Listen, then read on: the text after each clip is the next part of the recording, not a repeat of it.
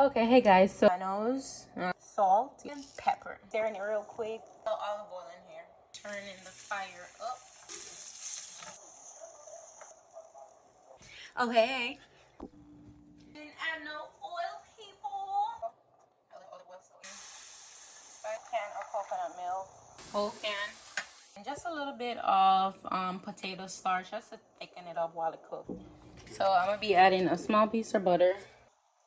Seasonings that I use. Taste it. It's hot. And the fish. How it looks. And so good. It's coming along. Potato starch and the salmon. I'll be back. Right. Wait a minute, I didn't pray. Hold on now.